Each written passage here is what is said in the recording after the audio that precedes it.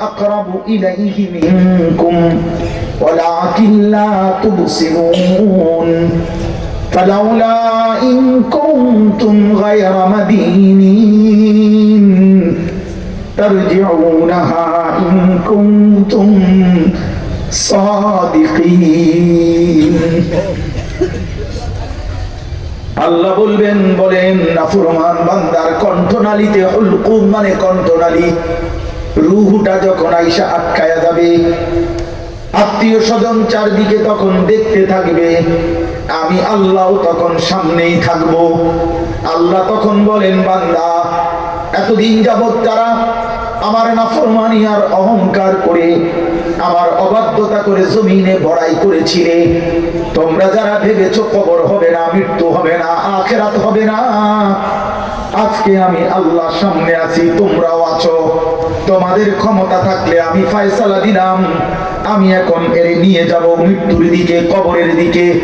তারজিউনাহা, তোমাদের ক্ষমতা থাকলে তোমরা তাকে ফেরত দাও, তারে দুনিয়ায় রেখে দাও।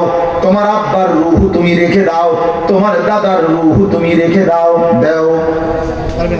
হ্যাঁ, তারজিউনাহা ইন কুনতুম সাদিকিন। বলো না বান্দা, কেমনে ফেরত দিবা? কেমনে? হ্যাঁ,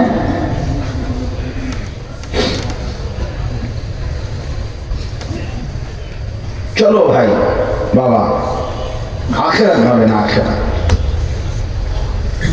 সময় বদলাবে, ক্ষমতা বদলাবে, দেশ বদলাবে, রাস্তা ভাঙবে, রাস্তা ঠিক হবে, বাজারে পণ্য আসবে, বেচা বিক্রি হবে, আলো উঠবে, অন্ধকার আসবে, রাত আসবে, দিন আসবে, সকাল হবে, দুপুর হবে, শনিবার হবে, রবিবার হবে, জানুয়ারি হবে, ফেব্রুয়ারি হবে, কিন্তু এই কায়নাত আরো হয়তো থাকবে, কিন্তু আমি একদিন থাকবো না।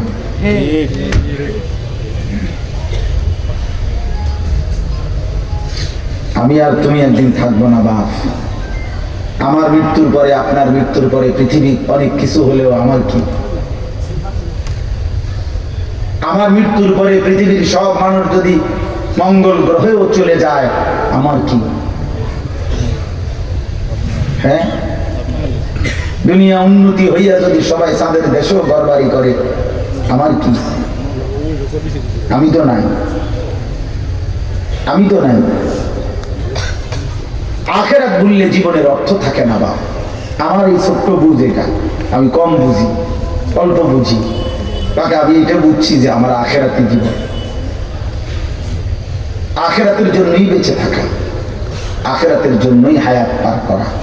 আমাকে আখিরাতে যেতে হবে এই দুনিয়ার উফে দিয়া, এই জন্য যাইতেছি। আমাকে কবরের দিকে যাইতে হবে এই রাস্তা দিয়া, পৃথিবীর উপর দিয়া, এই জন্য দুনিয়া। আল্লাহ নবী সাল্লাল্লাহু আলাইহি ওয়াসাল্লাম এটাই বলছেন, মালি ওয়ালিদ দুনিয়া ইন্নামা মাথালি ওয়া মাথালুদ দুনিয়া কাওয়াকিবিন ইস্তাযাল্লা তাহতা শাজারাতিন সুম্মা রাহা ওয়া তারাকাহা।